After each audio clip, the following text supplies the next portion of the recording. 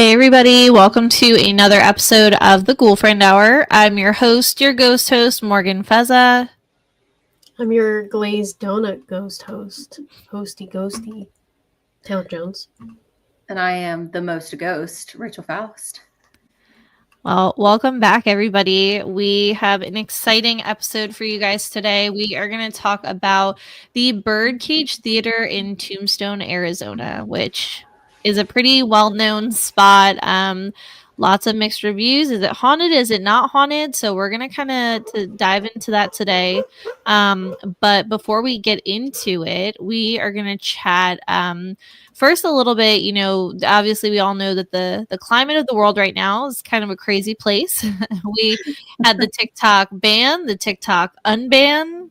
A lot of creators kind of losing their access to stuff, and you know, luckily it's all back in place. At what cost, we're not sure yet. We're gonna see where this road leads us. But we're excited that everybody at least has their livelihood back, and we're just, you know, super excited. So we're gonna kind of go round robin. We're gonna give a couple shout outs to some of our favorite creators. Rachel, just off the top of your head, we're just gonna whoever some of your favorite. Prepared. I'm not prepared because we had talked about this and then it was like, oh, TikTok's back. And let me tell you, I was one of those TikTok people that I am dying. I got on a Facebook Reels and I was like, or Instagram Reels, and I was like, this sucks. I saw the weirdest stuff on there. Apparently the Canadians were like bashing us while we were gone for like 16 hours. And I was like, damn, I was like, sometimes it be your own people, man. Yeah. I'm freaking French Canadian. I'm like, what, guys, what are we doing? Yeah. Oh God, I can't think of any right. All right. We'll go. Taylor, do you have anything? I had like a YouTuber that I've been watching recently that I've been following for a long time. Yeah. I feel like she's very underrated because like she's really cool, but I think it's CJades or CJ AIDS. She's on YouTube. It's CJADES. She always is. I feel like Rachel would like her because she always watches like scary videos and true crime stuff, and she reviews things. She's like always watching them on TikTok. Viewers send in TikToks all the time, so Rachel will be all over that shit because it's just literally a bunch of TikToks. There you go. She reviews. Yeah. I have a couple of creators that I'm gonna give a shout out to. One of my favorite because she just so like closely aligns with like my spirit, like just that absolutely unhinged, just hysterical, funny, just everything she touches is hysterical. So shout out to, and I hope I don't butcher her name, Jennifer Gillarducci, also known as Morticia Kardashian. She has like just great stuff. She's an amazing investigator. She's just all around spooky, funny. I really, really enjoy her profile. I enjoy her content, and especially, you know, bringing a lot of light to the paranormal community. We're sometimes otherwise dim and can be a little bit, you know, drama filled. It's really nice to kind of get a breath of fresh air like that. So that was one of mine. Another big one, and I've been loving his lives lately, is again, I hope I don't butcher his name, Vince Killian.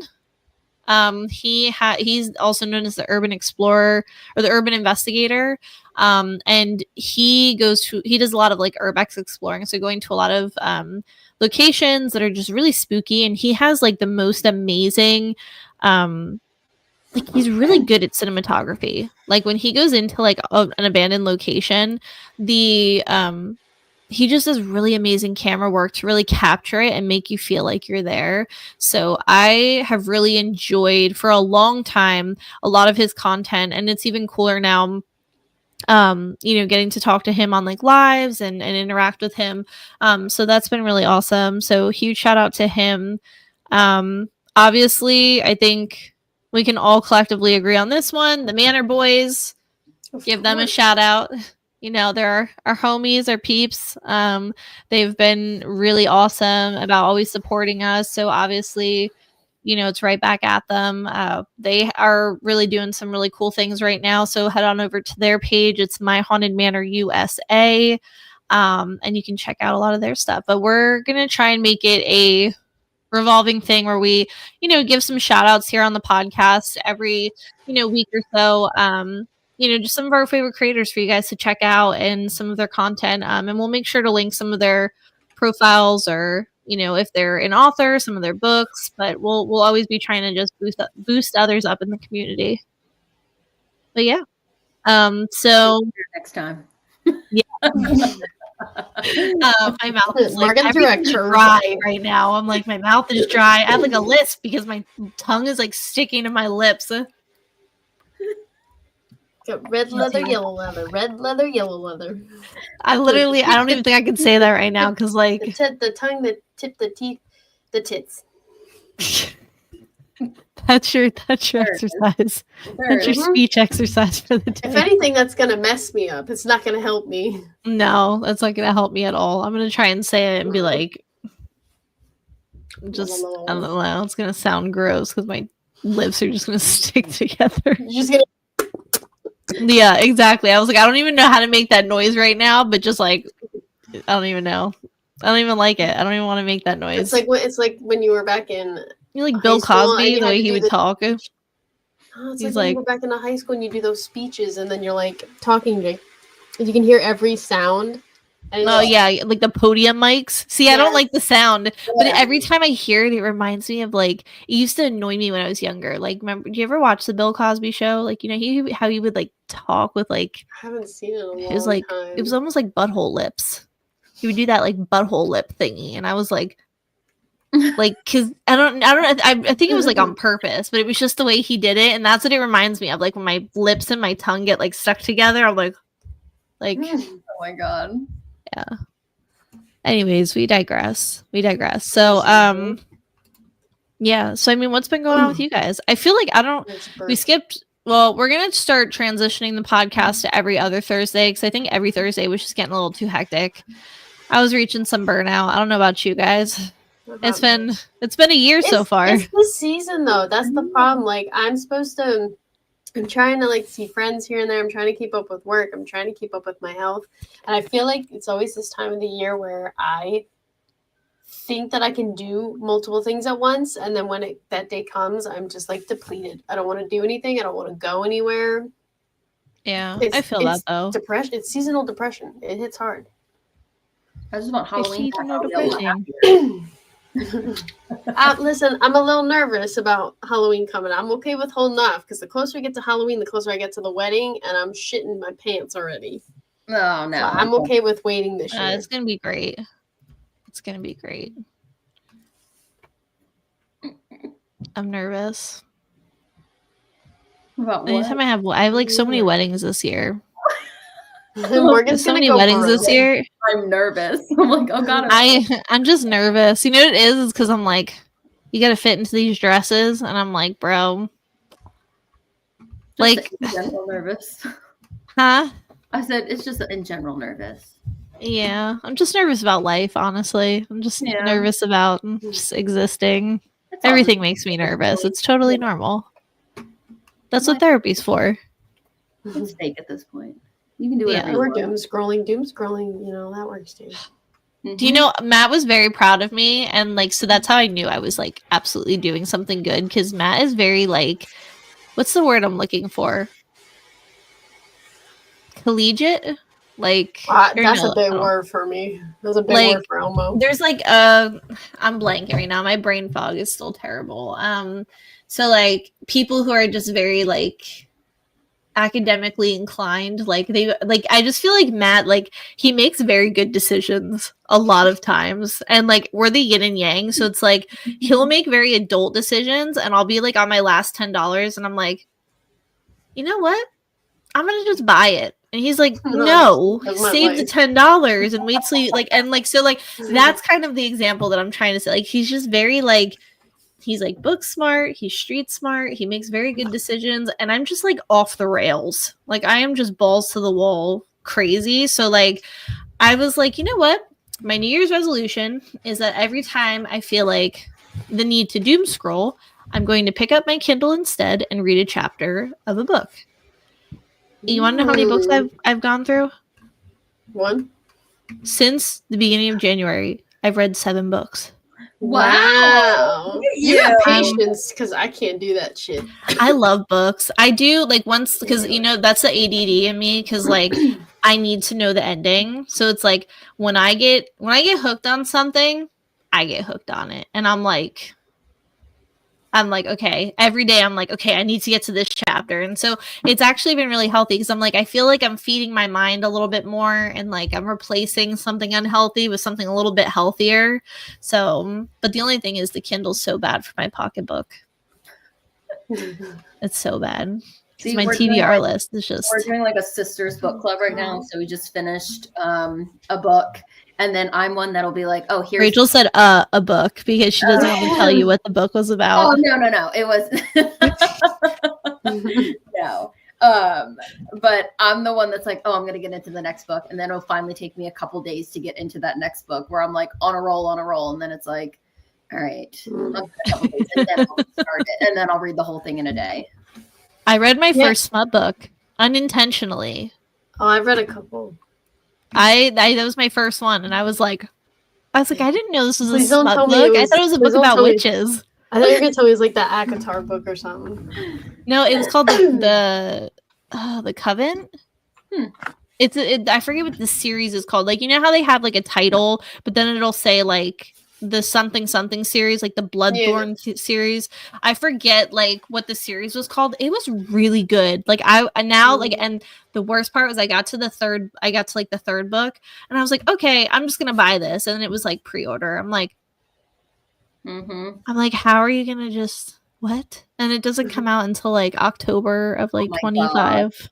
So I was like, just kill me now. Our book club one was pretty cool. It was like thriller, psychological, and it's, you know, set as, you know, those DNA tests that you can take, so that there was this DNA test formulated to find your like one true love, like your person. So all these people were taking this DNA test and finding their matches.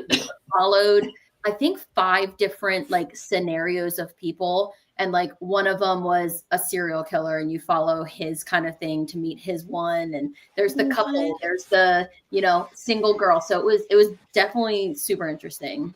That's wild. Have you guys ever read the Final Girl Support Group? No, I read The Final Girls though. That one's a good book.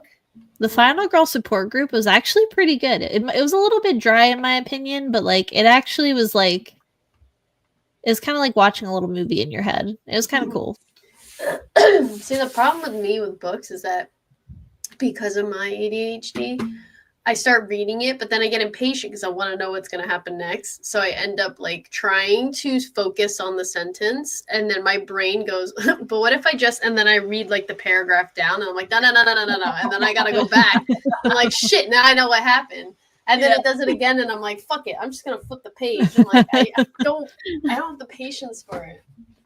Yeah. I feel that though. I feel like you just got to find like a really good book. Well, I found that I can read. Well, I forgot the name. It's another name for novels, but it's a shortened version. So if you read short like novels, mini there's a name for series. it. No, it's like, hold on, I gotta look it up. There's like a nickname for a novella. So A novella. Yeah. Yeah. So like I have. Every time I think of novella, I think of telenovela. Like I have short books. Like super short books. Those are good though. I can sit through those. I can't sit through like, this is my Farmer's Almanac. I haven't read this yet, but it's thicker. It's thicker. I don't think. Wait, is a Farmer's Almanac meant to be read though? It's like read like a book, or I thought it's just like to like a farmer magazine stuff, but I haven't used it yet. It's supposed to help me with like figuring out when to plant things and grow Taylor's things. like, this is the biggest one I have in the arsenal. This is the from, almanac. so clearly I haven't read it in a hot minute. I still remember I was reading this, Morgan. Yes, the 4 agreements. Yeah, I didn't finish it yet. I didn't finish it. I got 2 agreements in, and then I said I need a break. It's 4 agreements, but me and that book had some agreements and some disagreements. Yeah, I can see definitely where there are agreements and disagreements. But it's a good book, though. I love seeing. My favorite part about like learning about other things is seeing different perspectives. Like, I'm usually one to not always take like one side because I have the tendency to always see perspectives, everybody's perspectives of things. Yeah, I feel that. Yeah. So yeah. Well, you guys got a little deep dive on our book scenario here. Yeah. But yeah, so let's I guess we'll dive into to Tombstone. And we'll talk about the Birdcage because there is a lot to be talked about. So Rachel, do you want to kick it off, or do one of you want to give a little background information before we kind of kick off the true crime aspect of it? Do you have background information? Because mine, I dive right into it. I do. So just before we kind of get into the true crime, the nitty gritty, for those of you that are not familiar with the Birdcage in Tombstone, Arizona, it is located on Allen Street, Tombstone, Arizona, and it was established in 1881 by Lottie and William Billy Hutchinson. The original purpose of it was really supposed to kind of be a family-friendly, like, gathering area. It was a combination saloon, gambling hall, theater, and brothel. Which all the family fun. I was like, yeah, when I read that it was supposed to be like a family friendly, like, common gathering area, I was like, I mean, I don't really know that I would like. You taking Maisie there to the family? Yeah, like I'm like, I don't know, because I'm like a saloon, gambling, and a brothel maybe, but like then to kind of throw like a theater in the mix, and I'm like, you have people drinking and doing things, and like, yeah, I don't know. There's a whole combination of things going on there, and it's definitely not a Dave and Buster's, so I'm like, eh. So it was operating from 1881 to 1889 during Tombstone's silver mining boom. And it's really honestly one of those, a lot of people feel 50-50 on it. They think it's a historic landmark that like is just not being kept up with properly. A lot of people kind of really dig the fact that the location has been just very mildly kept up with, because it's really one of those locations that has stayed completely natural and is decently intact for that time period, and really gives you an authentic look at what this combination saloon, gambling, theater, brothel, hall kind of would look like during that era. So it really was a relic of the Wild Wild West, and the history was less than desirable, because it really was a location that was just covered in vice, violence, and just now paranormal activity due to its history. But it gained a lot of notoriety for being one of the most lawless and raucous establishments in Tombstone. And unlike more like upscale venues, it basically catered to the rough, just the real roughnecks of the clientele of miners, cowboys, and gunslingers. So, I mean, it served its purpose. So, yeah, I mean, I guess, Rachel, if you want to get into the true crime aspect of it. Rachel's like a little fly. Yeah. Oh, I guess I should. One more thing. So the building is 2 stories. So I forget that some people aren't going to see the pictures that we're going to show. So a physical description would probably be helpful. So it is a 2-story building, and it was constructed from adobe and wood. So adobe is kind of like that clay like mixture that they would kind of smear into like either like sticks, or like they would build the formation. It was kind of like that version of like clay or concrete, and it would insulate it. So it was built from that, and there is a saloon on the main floor, and it's very open. So it's like the main floor of the saloon. There were these things called bird cages or cribs, and they were basically balcony box seats, similar to like what we have today that would round the ceiling. And you'd have like the theater right up front, like a theater normally is, and then the bars were like, the saloon was like lining the wall a little bit. So they had the stage for performances, and in total, I didn't realize how many bird cages there were, but there's 14 from what I researched, and they are suspended from the ceiling, which I'm gonna put a picture up here so we can kind of visualize it. This is what it looked like, which I wouldn't think that there was 14 of these. I just didn't, I don't know. I'm looking, I guess maybe, but it didn't, I was like 14. So yeah, because it is kind of a tiny space. It's not very big, but these were essentially kind of like the hotel rooms. And that's kind of where the bird cages were the brothels. And so, yeah. So, the basement, there is a basement, and that's where the high stakes poker room is. And it's allegedly the site of one of the longest running poker games in history. The Birdcage Theater basically, like I said, remained untouched since its closure in 1889. And it still has all the original furnishings, all the original bullet holes, and all the artifacts pretty much preserved, which I think is crazy. I mean, considering we see a lot of, like, even in Gettysburg, we see buildings from 1863 and stuff like that. A lot of them had to be restored, and we're talking about a building from 1889 onward that has virtually remained untouched, besides minor things, and it's just all in this original state, which is really cool. So Rachel's going to kind of go into some of the true crime that took place here, kind of giving it the Birdcage its notoriety. Mm-hmm.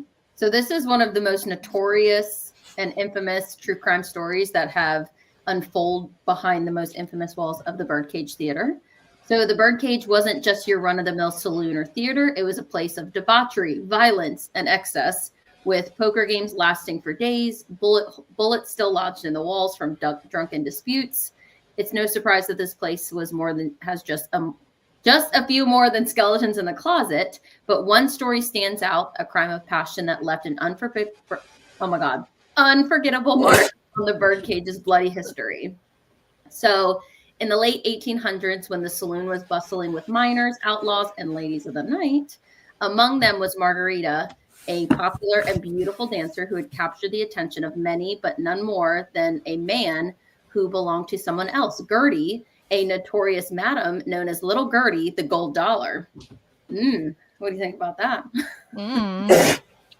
No, what do you think about that? Gertie walked into the saloon to find Margarita a little too close to her man for her comfort. Fueled by rage and jealousy, Gertie confronted Margarita right there on the floor in front of the theater. And what happened next would be etched into Tombstone's dark history. Without hesitation, Gertie pulled a double-edged stiletto, a weapon that she carried with her at all times, and drove it straight through Margarita's chest. Some say that she aimed directly for her heart, ending the dancer's life in an instant, while others whispered that Gertie's rage was so intense that she ripped her heart out right there, leaving it on the saloon floor, soaked in blood. Ew. So this is where things take a strange turn, where Gertie, despite the heinous crime, she was never formally punished for it. Like, they knew it was her. Everyone saw her do it. She wasn't punished for it. Whether it was fear or bribery or a simple, lawless land of the Wild West, she walked free, while Margarita's spirit was still left behind, haunting the Birdcage ever since. So to this day, many visitors claim to see an apparition of a woman in period clothing drifting through the halls of the theater. Could it be her being there, stuck, seeking justice? Some have even reported feeling a sudden chill when walking past the area where she was murdered, as if she's still standing there. The Birdcage Theater has been investigated countless paranormal teams, and Margarita's murder is often cited as one of the reasons why the spirits remain within the Birdcage and so restless. So the sound of phantom footsteps, whispers in the dark, and even a faint echo of a woman sobbing have been experienced by staff and visitors. So was Margarita's murder just another casualty of the Wild West, or was this a restless soul still lingering within the birdcage? So Tombstone has always been a place where life and death walked hand in hand, and the story is just one of many that solidify its reputation as one of the most haunted places in America. I mean, this whole place is covered in just dark history. A lot of it is like all of the things that we consider vices. I mean, drugs, alcohol, gambling, sex, like all of the above. I mean, these are all the things that people, I mean, not that there was like a ton to do back then. So it was kind of just like, if you weren't doing any of those things, you're probably out in the middle of the street dueling with people. Mm-hmm. Little Russian roulette, you know, like, so, I mean, what are you going to do? What are you going to do? That's all I got to say about that. I'm like, well, classic. That was their version. That was their version back then of the, well, what if I just, I mean, well, but like, what if I just try it? I mean, What's really, it's either that or I die of pneumonia. Pretty much. Like, I feel like they already had like, I mean, their life expectancy was till what, like maybe 20 something if they were lucky. Maybe that's why that She's phrase like, you know what? came about. You're right. Maybe that's why that phrase came about. I'm here for a good time, not a long time. Mm-hmm. Well, they certainly lived up to that because they were just like this. I'm just going to say it. When I was reading some of this stuff, I was like, bro, the all-in-one concoction that they had going on in this place, it probably smelled like ass in there. Like cigars, saloon, gambling, gunpowder, sex from hot booty crack that hadn't been washed in the river in like 3 months. There was no air conditioning. Yeah, that's what I'm saying. So it was just they probably had had a woman named Air Conditioner or Condition or something like that, and she came around and she like fanned you. It was a whole paper. It was like a stew of people in there. Like there's just a lot going on, and so they were stewing. Well, and so I guess some of the historical incidents that we should touch upon. So, like we had mentioned earlier, that they had the longest poker game like ever, and I couldn't imagine a poker game going on this long. It literally, from what I found, it was 8 years, 5 months, and 3 days. 8 years? 8 years. How do you even do that? I don't have. Well, they just put it aside and then continue the next day. Yeah, like they just leave everything where it is for the night and then they come back to it. Like, I mean, I guess if you don't I don't really know. I guess just mining, because it was during the silver rush. Like, what else are you really doing? What y'all doing? Screwing? No, but yeah. So like, it lasted for 8 years, 5 months, and 3 days. But what's even crazier was the stakes. So it was $1,000 buy-in, which is equivalent to over $30,000 in today's money. Oh my god! So yeah, and then obviously, if you haven't seen the movie Tombstone, it's really, really good. There's some good quotes in it, but some notable players and what made this place. I can't stop yawning tonight. My gosh. Because I keep yawning too. That's my fault. Thanks, Taylor. Passing it over. I try to hide it, but I can't help it. Ugh, my body just senses it, and it's like, oh, we have to yawn right now. But yeah, so some of the notable players included Doc Holliday, Bat Masterson, and George Hurst. And literally during this span of the longest poker game ever, there were at least, this is just like on the record, at least 16 men were killed during disputes at the table. And if you ever watch Tombstone, like when they say it's a lawless land, it's a lawless land. Like when you're sitting at the poker table, if you piss somebody off, like they just shoot you in the chest. I like it. Like they'd be like, oh, you stole my chip. Like, you could have dropped a chip on the floor, and you're drunk as a skunk, and they're like, you stole my chip. And you're like, no, I really didn't. And they're like, well, I don't care. Like, you're done. That's it. It just literally makes me think of, if anyone's ever seen the movie 1,000 Ways to Die in the West. Literally, it's kind of a spoof of that. It's like a spoof of Tombstone, and like that, like they just, yeah, I don't know. Like, I feel like everything I've ever read about Tombstone and like the things that went on there, it really was like there was a reason it was called the Lawless Land, because it was just like there was really no moral compass. But yeah, so getting back to murders and shootouts, the Birdcage earned the nickname the wickedest little theater in America because of its violent reputation, as we just talked about. And there is over 140 documented bullet holes that can be found in the walls and ceiling, and then pretty much evidence of just numerous shootouts. And then, like Rachel said, one of the most infamous murders occurred when a jealous cowboy. This was different. Sorry. This one was when there is a story about a. I think this is the White Lady. I have to go back and look, and I might have to correct myself. But there was a jealous cowboy that shot one of the brothel workers in the Birdcage. So that's one of the ones. So that was apparently the bloodstains for that remain visible today. Like, that's still there.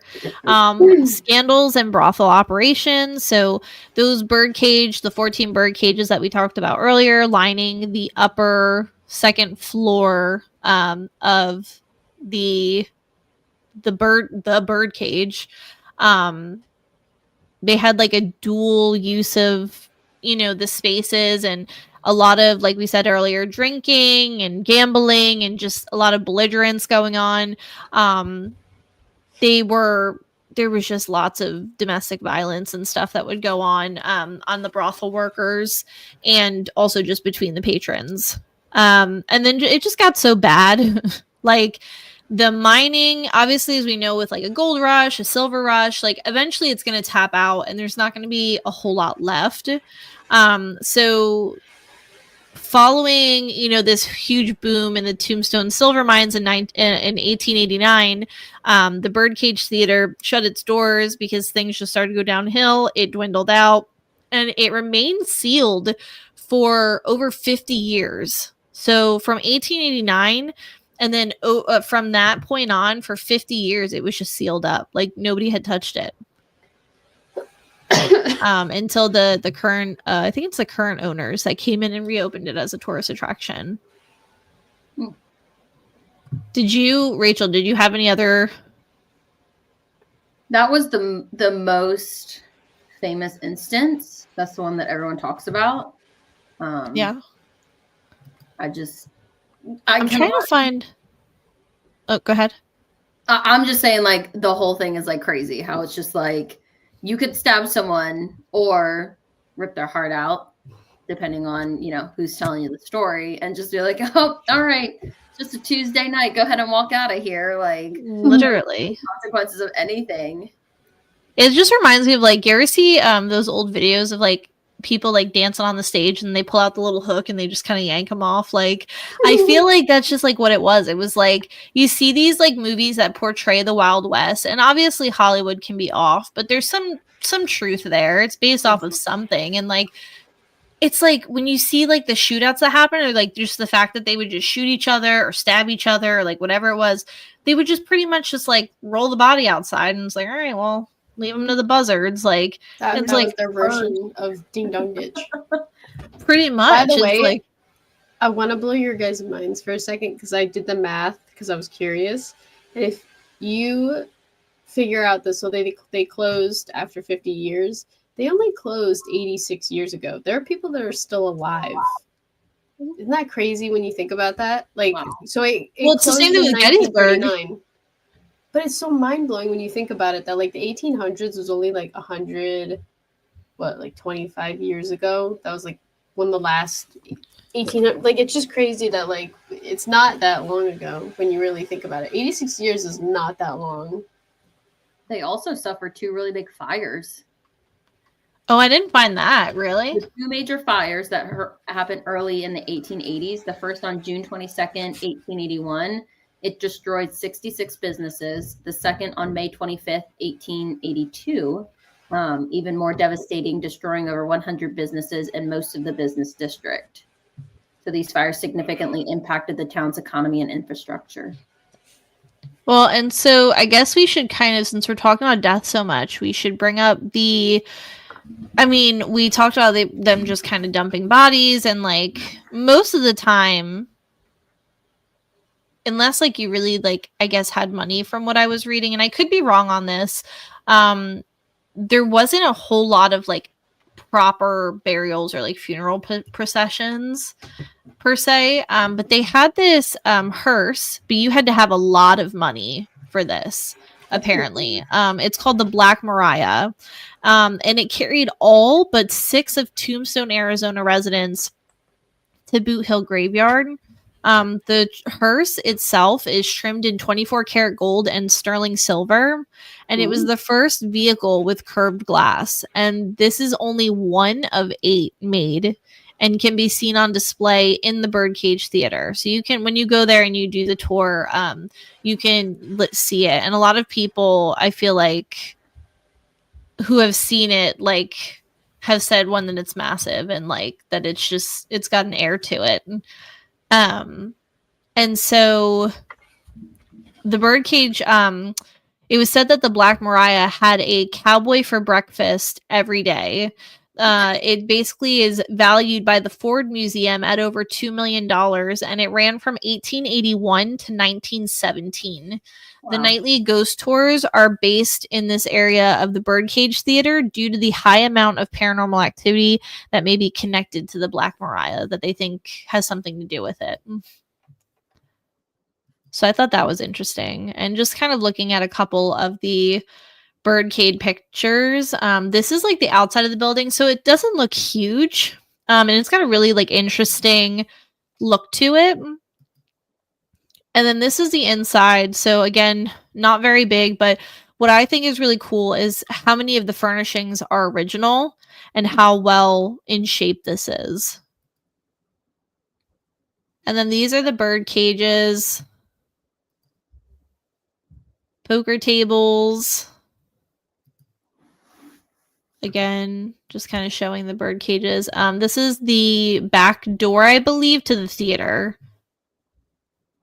So yeah, so really interesting stuff. And I kind of want to get into a little bit about some of the paranormal stuff that happens here. So let me pull up. All right. So my brain is not braining right now. It's okay. I keep losing my place, and I'm like, I have my stuff all laid out. So yeah, so Rachel had talked about the dancer. Was it? No, you talked about Margarita, right? Mm-hmm. So dancer Carmelita Gimenez, that's not the same person, right? Mm-mm. Okay, I just wanted to make sure, because I'm like, sometimes people make typos. And I think this one might be the lady in white. There was a lot of different ghost spottings that people kind of like mesh stories, so it was kind of hard to separate like what was tied to like what was the first ghost, who was it tied to, before it got kind of fuzzy in this game of telephone that people were playing. So the name of the entity, again, Carmelita Gimenez, and people are saying that from investigations and stuff that she is very much a residual spirit, a ghost, and sightings of her have been reported since the early 21st century. And basically what had happened was, legend says she was a performer at the theater, and her life took an absolutely tragic turn. She was there was a ghost tour that was going on. The guide was halfway through their spiel about the theater's past when suddenly a lady in the group lets out a scream, and there on the stage was this ghostly figure of a woman dancing alone. The woman in the group swears that it looked just like an old photo of Carmelita Gimenez that's displayed inside. And then since then, people have been reporting that they always see her, always dancing solo, kind of lost in her own world. And they think that her unfinished business per se is kind of looking at looking for that second shot of fame that she never got to have. A lot of people think that, she's trapped in kind of her happiest memories and she just wants to stay here because this is where she was her happiest in life. People have described her as wearing what looks like an old-timey performance dress, always dancing, oblivious to onlookers, like has never paid attention or even noticed that there's other people there, and mostly spotted on the stage under dim lights. People have said that the environment changes when she's spotted, that the air gets filled with the faint sound of music from like a bygone era, and they feel a mix of sadness and awe kind of watching her dance. And she just never interacts with the living, and she just, again, dances like she's in her own world. Wow. I would not even know what to do if I saw something like that. Like she was just like swaying, just doing her own thing. I don't even know what you do at that point. Just like, well, I'm just here. Do it for the talk. That's terrible. Do it for the vine. Do it for the vine. Do it for the vine. I ain't gonna do it. But they basically said popular theories are that she can't leave the theater because it's her only true home. Like she never really had a home besides here. And then some visitors said that they felt like she might be like searching for lost love, maybe somebody from the audience of her past. And a few think that she's not actually a traditional spirit, but a psychic imprint of intense emotion left on the theater.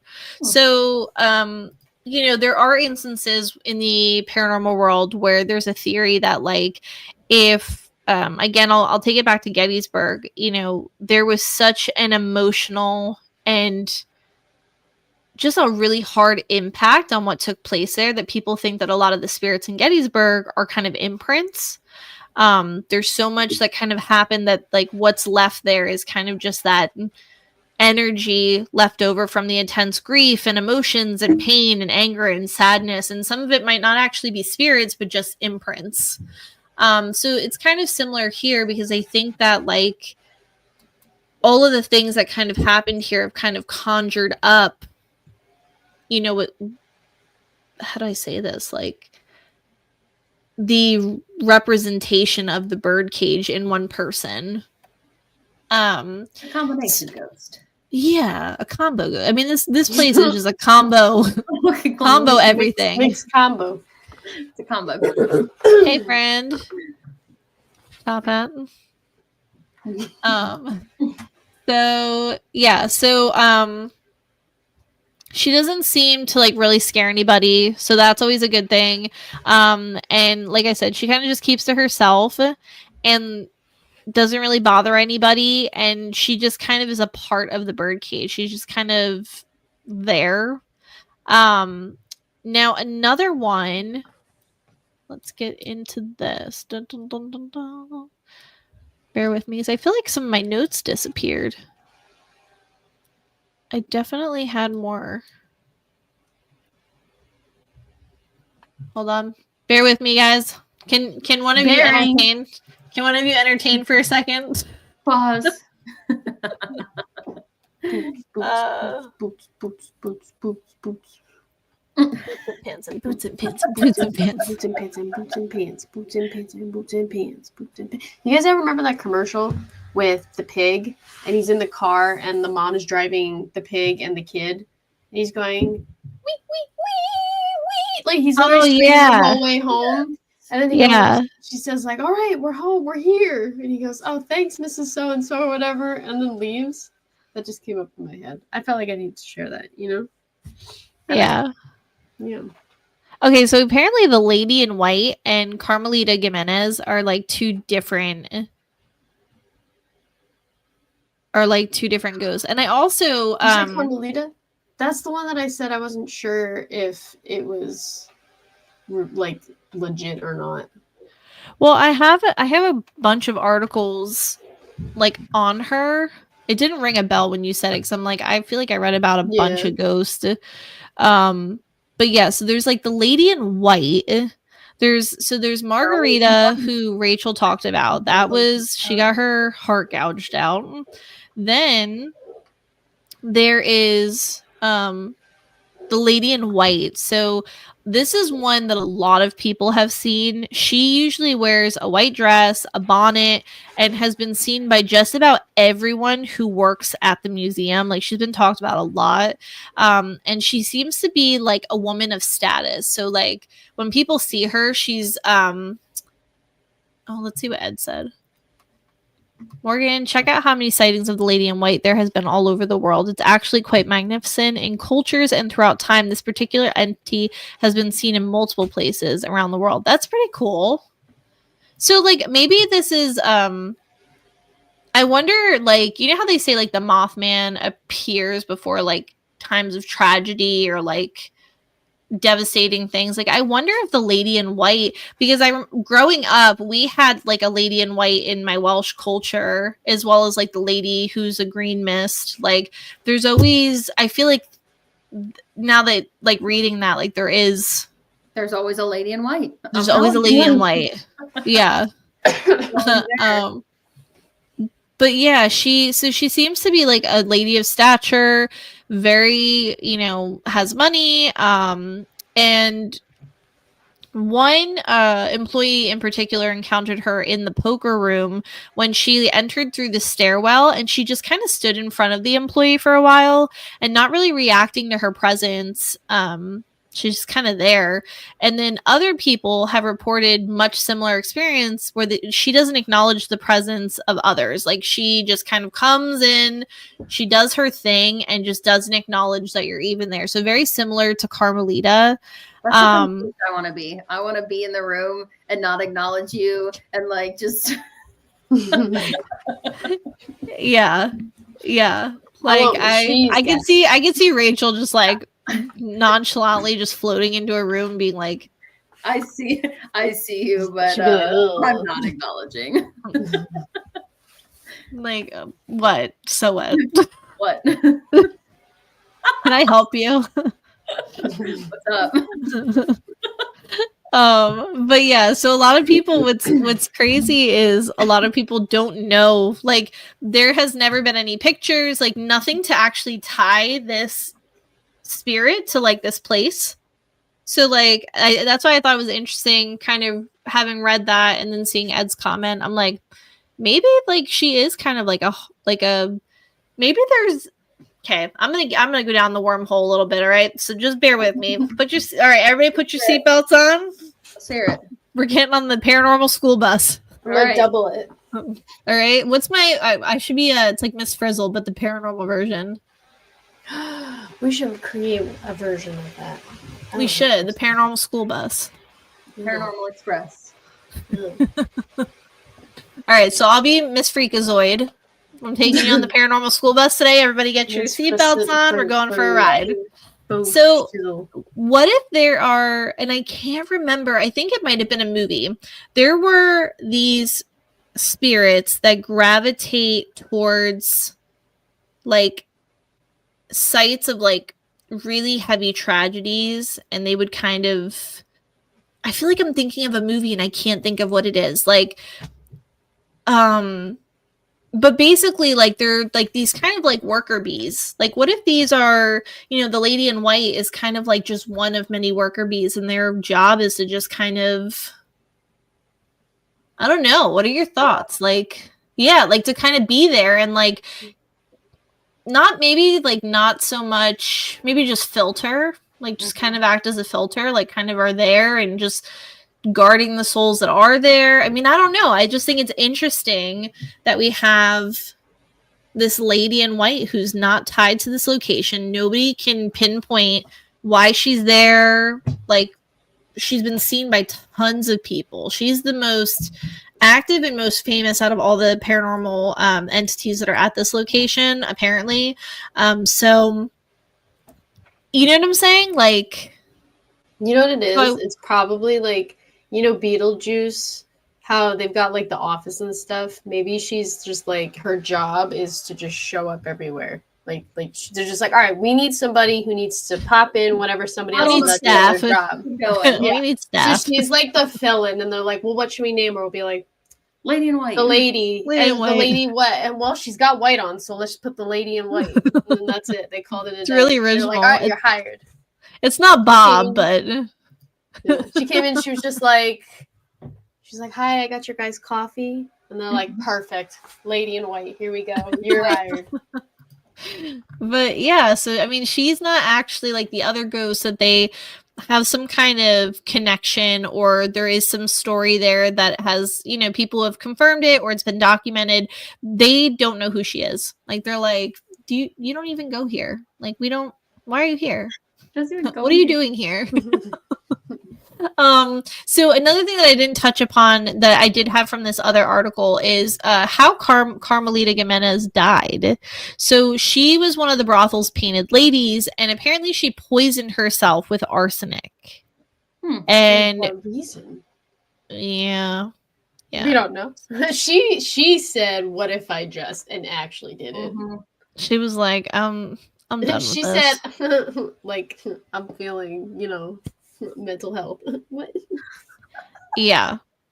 And so this is one thing that I thought was really interesting, was there's two prominent mediums that conducted a seance at the Birdcage in the 1980s, and they suspected there to be evil or mischievous spirits lurking about.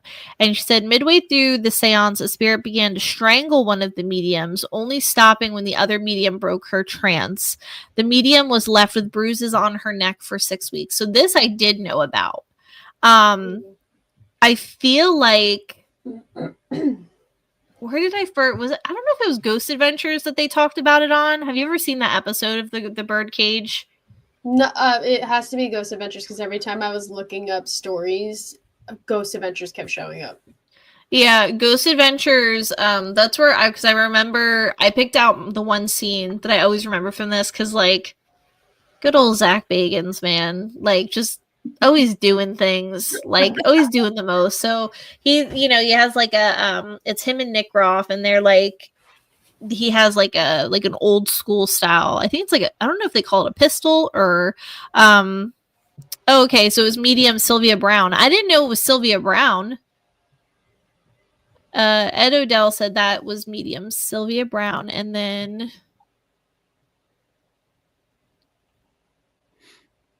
I have heard this one.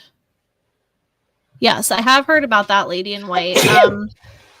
But yeah, so like I what was I saying before? So yeah, so I had heard about them, like one of the mediums getting strangled. And apparently what was strange about this was a common way that the brothel workers would be. What? He said, bless you. Did I say bless you? No, I sneezed and he said, bless you. Sorry. Okay. Oh, he said bless you. And I was like, I didn't even hear you sneeze. I was like, did I say bless you? No. Thank you, Ed. Sorry, I digress. Thank you, Ed. I'm like, I thought I said it mid while talking. I'm like, I didn't even realize that I said that. That's okay. Well, bless you, Taylor. God bless you, sweet child.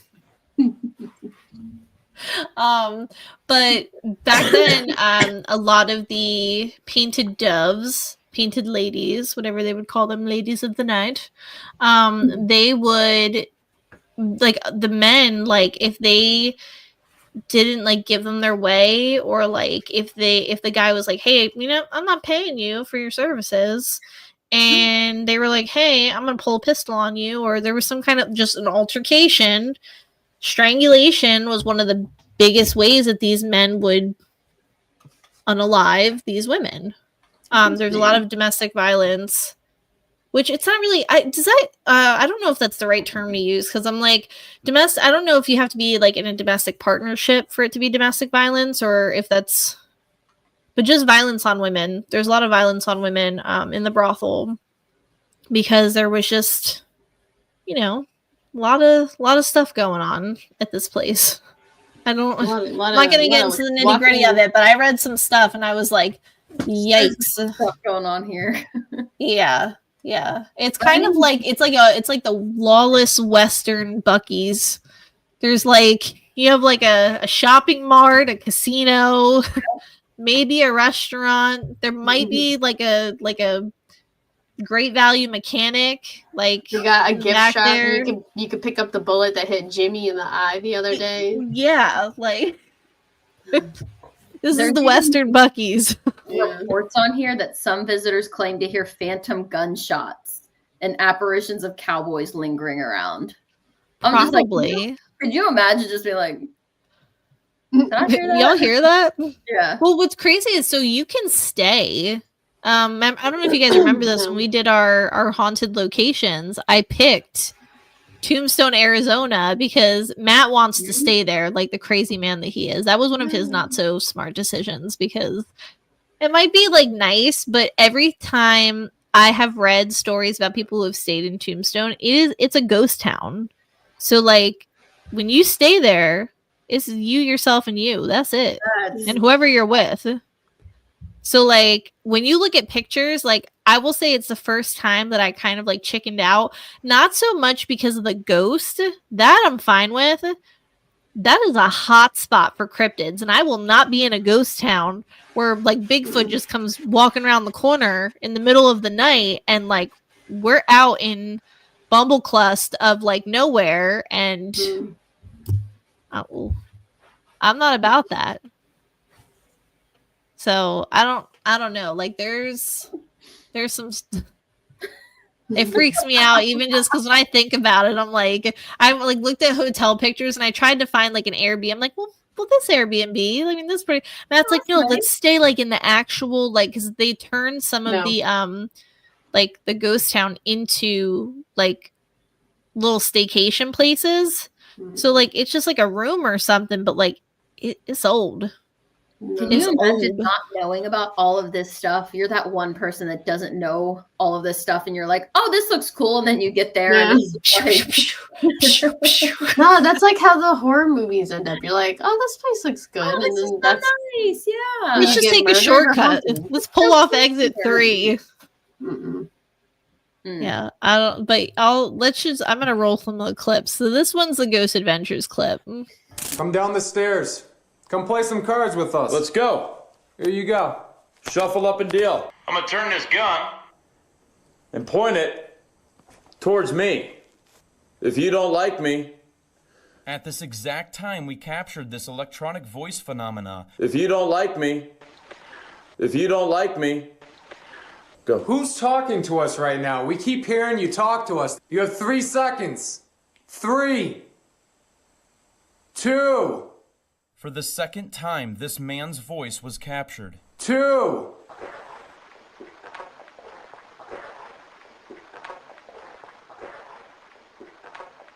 1. Jesus, dude. Come on, do it. There's that. This voice was so loud that we both heard it with our own ears. There's that. I heard no. Was that Aaron? Ask him. Aaron, that was you, right? No, nothing was me, man. I'm just sitting here. It said no. You did not just say no. What the? The poker room had become highly active. There were now multiple disembodied voices.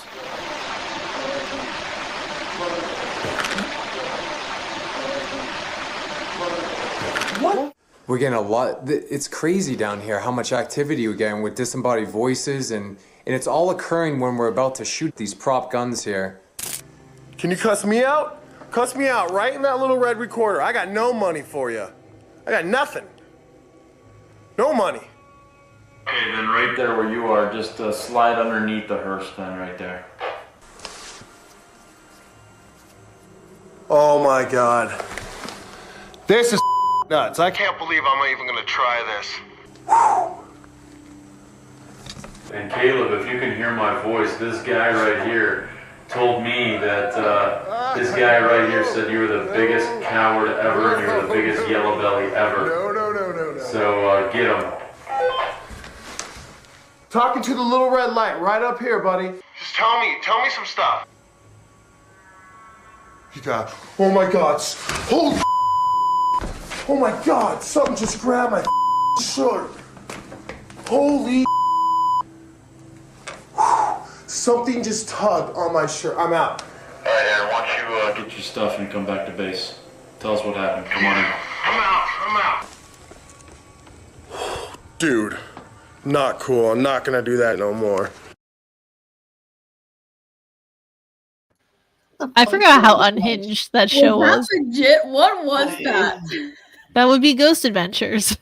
Oh wait, I gotta well, it's not really digressing, but I forgot to tell you guys this.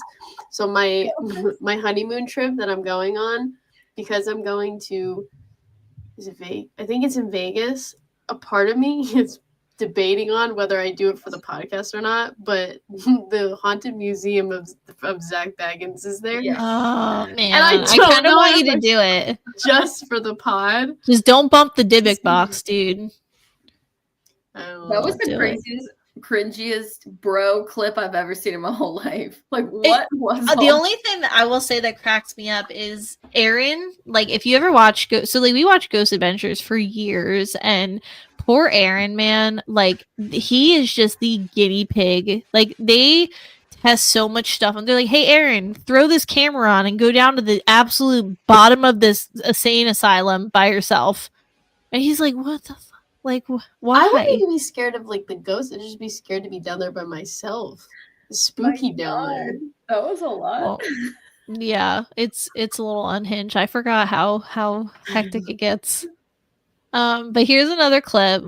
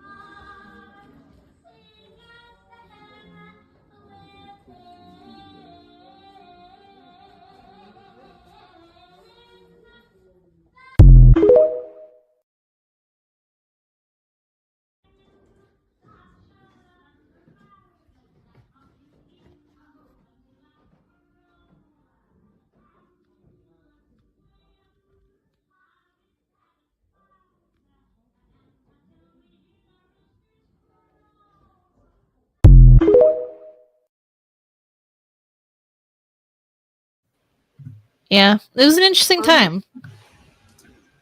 That first video, that was quite a tune. Yeah, I'm telling you. So last thing, if I can find it, I'm gonna touch upon it.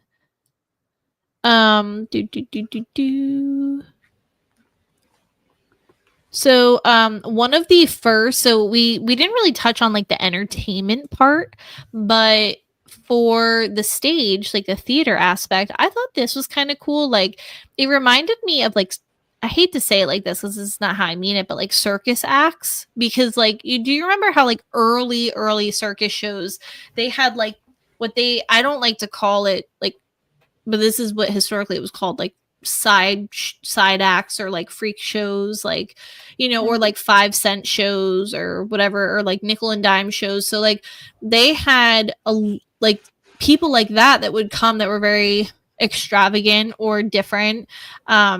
or they had special talents, or they had like special appendages, things like that. So one of the first acts at the Birdcage was Mademoiselle de Granville, and also known as the female Hercules and the woman with the iron jaw.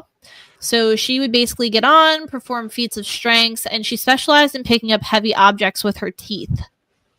Which I was like, like I read this and I was like, oh. And other acts included the Irish comic duo Burns and Trayers, comic singer Irene Baker, Carrie Delmar, a serious opera singer, and a comedian Nola Forrest. They would have masquerade balls featuring cross-dressing entertainers, like comedians David Waters and Will Curfew, and minors could drink and dance all night if they choose. So I don't think there was like a last call or anything like that. But one of the prime entertainments of the Birdcage Theater was the Cornish wrestling competitions, which I didn't look that up what that is, but I was like, that sounds odd. But apparently, like, I'm gonna look it up right now. It's like a British style of wrestling. And it was established in Cornwall. It's known as wrestling. Wrestling. That's how it should be said. That's how it should be said. You want to wrestle? But basically the objective of Cornish wrestling is to throw one's opponent and cause them to land as flat as possible on their back.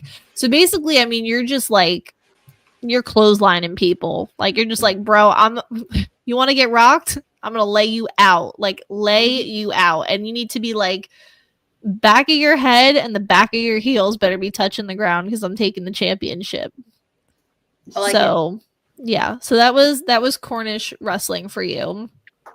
And then stage magic were also very popular, with one magician saying he could catch bullets with his teeth and then barely escaping with his life when someone who was not a part of the show wanted to challenge him to the occasion. And yeah, I mean, as a magician though, like, don't like in a place like that, why would you know?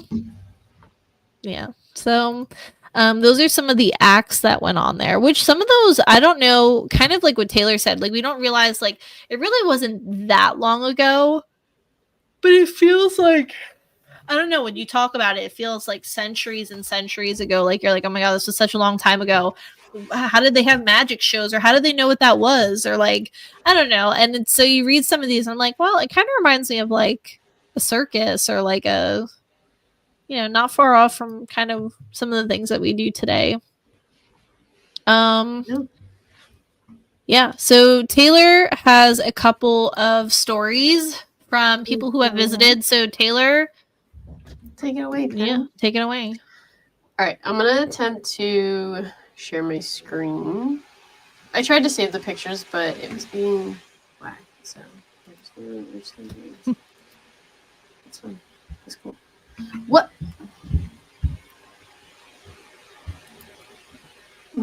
Technical difficulty. Like struggling through this podcast. Just a little bit. Okay, so I'm gonna first read. I'll let you look at the picture. But oh my gosh, this is from somebody who said, about 8 years ago, my family and I took a trip down to Tombstone, Arizona, one of the more famous ghost towns in that area of the U.S. I was quite a bit into the paranormal at that time, so naturally, I was more than excited to stop by the haunted Birdcage Theater. This is where 2 photos you see were taken. There's more than that, though, but they said, I didn't see anything at the time while taking the photo. However, about 5 minutes after taking the photo, my brother started freaking out about seeing a figure in that same area. It's neat that after looking through the photos, we had something to back this experience up. My favorite thing about the photo is that this isn't just some random black blob. This is an actual female figure. Even with the image quality being what it is, you can still zoom in and make out a surprising amount of detail. A necklace is easily visible, and you can also make out bare shoulders and where the dress starts. Details of the face are harder to make out, but I almost want to say it looks like she's wearing a bird mask. So if you look at this picture, this was taken in the main theater. What? I said, this is crazy. Yeah. So this was taken in the main theater, which if you see this first time, you're like, okay, I don't really notice much. But No, I saw it right away, right over there. If you see right here, it's like a whole ass person. And to somebody, they're probably like, oh, like it's probably nothing. Like it's. Can we zoom in? I can't. That's about as close as I can get. Can I zoom in? Oh. Hold on. Hold. Okay, we zoomed in too much. We zoomed in too much. much. Oh, she's done it. Tap Oh, dang, nabbit. Oh, no. She's trying. That's wild, That's like though. the best I'm going to get. Yeah. So they did this picture, Wow. right? Okay. But when you see the next picture, Why there's does the nothing basement there. better than like the top floor? I don't know.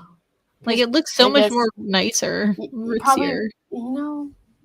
maybe they redid the bottom. I don't know. But if you notice here, this was actually, I think they said 7 seconds before they took the other picture, and there's nothing here.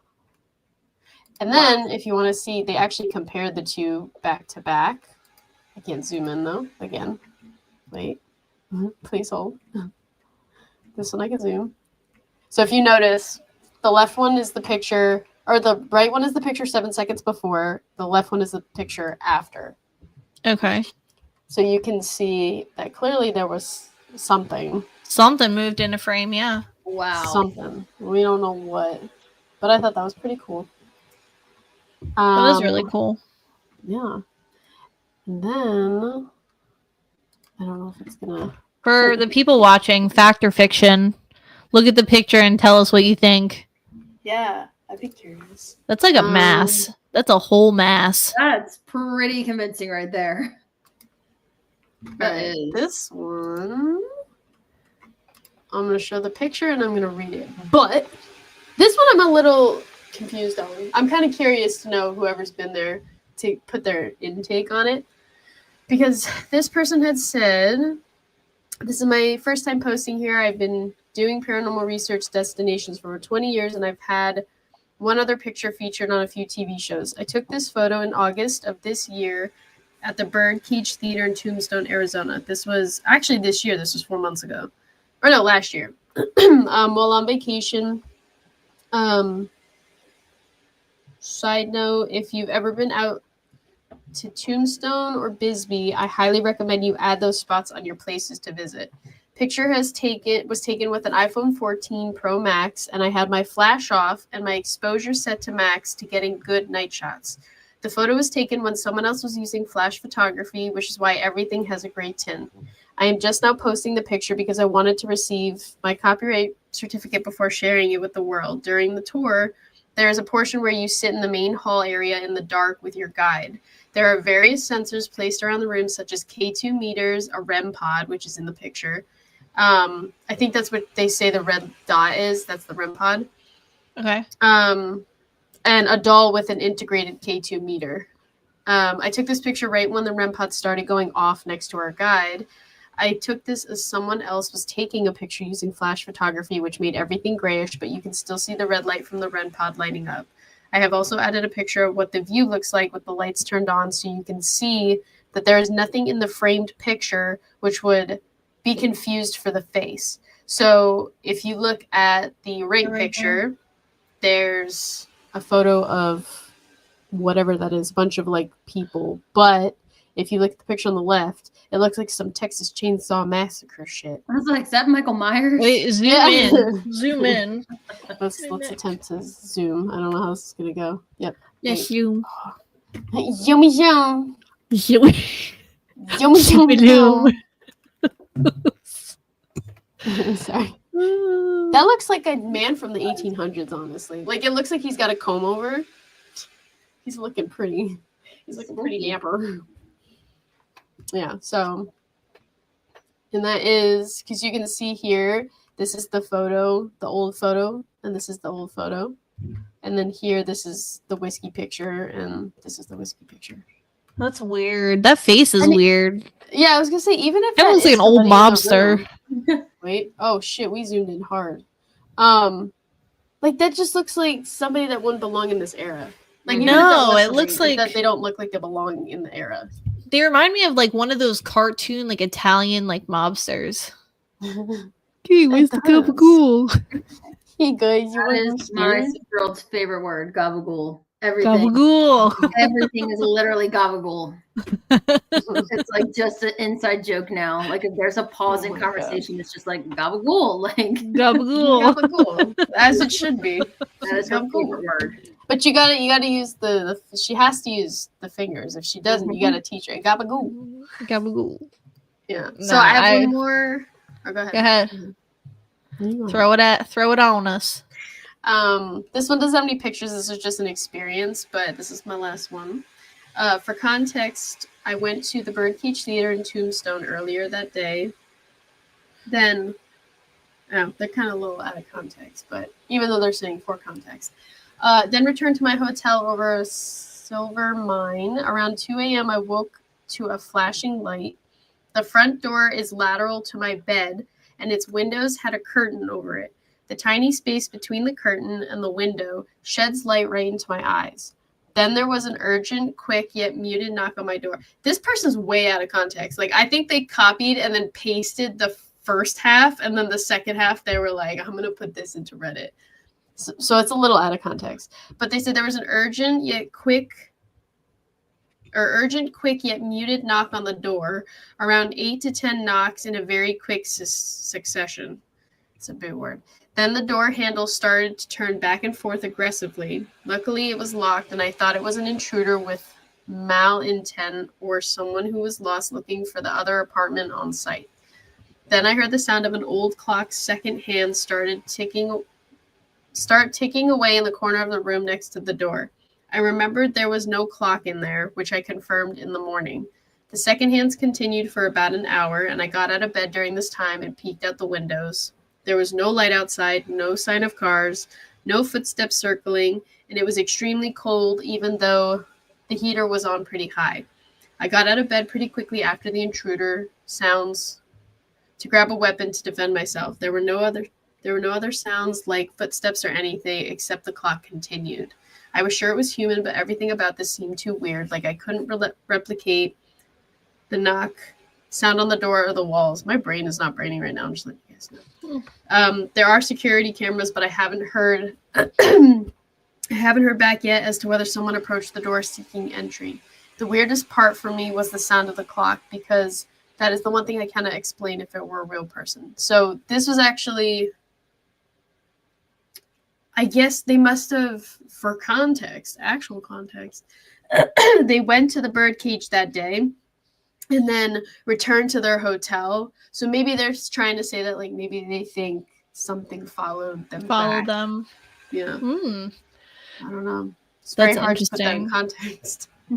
Well, shit out of me. One thing I wanted to add to yours, Taylor, that I just found that I thought was interesting was from my notes, and this is what I was looking for before, and I must have skimmed over it, but it was saying that reported phenomena was shadow figures that are commonly seen in the basement poker room near the near the bird cages, but the famous ghost that reside here, we talked about the lady in white, we talked about all the other ones, but there was two that I left out and I missed, and one was Levi, a cowboy spirit known for his mischievous nature, and Levi is said to tug at clothing and whisper in visitors' ears, so like we kind of saw with Aaron. He had his shirt pulled. And then this one is the phantom of the poker room, and it's believed to be the spirit of a player that was killed during the legendary 8-year poker game. So I wonder if that's one of the shadow people that's seen down in the poker room. Maybe. That you showed. But it would have to be a lady, because from what they're saying, I they said there was a necklace, right? Yeah, they said they thought they saw a necklace and a dress, but I mean, I didn't see it, but everybody sees different things, so I'm not really sure. I kind of want to see if interesting. Well, there were 16 people killed at the poker table, so I'm sure there's probably more than one floating around down there. There's just a whole plethora. Just a plethora. Was there a necklace? Oh. Somehow we zoomed, but still managed to I minimize. know, right? See, like, I can't tell when you look at it. Oh, actually, no, I lie. You can. I was gonna say I could. It almost like collar though. Like you know how they It would looks wear like- those, like the frill collars, like back then. Type of thing. Yeah, like I feel like I could see that, and like I can see the Yeah. dress kind of. Yeah. I feel like it looks more like pearls, if anything. Huh. I don't know. Dang. All right. Yeah. Well. Wow, those are So cool. yeah. So we have some history on the birdcage and some reported apparitions. If you guys have ever been to Tombstone, Arizona, and have been to the birdcage and or the ghost town or just really anywhere in Tombstone and you have some cool stories, make sure to write into us and we can feature them on our listener stories. But that's about all we got for tonight. So we hope that you guys enjoyed our episode. Yeah. And we'll And if smell you didn't, later. That's okay. We still love you. Yeah, maybe. Nah, I'm just kidding. We still like you. It's all right. Mhm. It's all right. All right. Well, before we get delusional, I think we stayed on track really good tonight. We did a good job. You reported. Listen, I we will stayed- say, it only took us 16 minutes till we got into Till we the dove story. in. Wow. Yeah, But I feel usually like it takes every about a half an podcast hour. has an icebreaker intro Yeah, where they for kind of sure. talk about, That's So true. it wasn't We too did get bad that. today. But yeah. So everybody stay good, stay well, stay healthy, stay out of trouble, stay weird. Yep. Yep. Okay. All the love. Check all the We got boxes. nothing. All right. All right. Good. Okay. All right. And All we right. we'll catch you Yeah. on the flippity All right. flip. Catch you on the flip flop. Bye. Bye.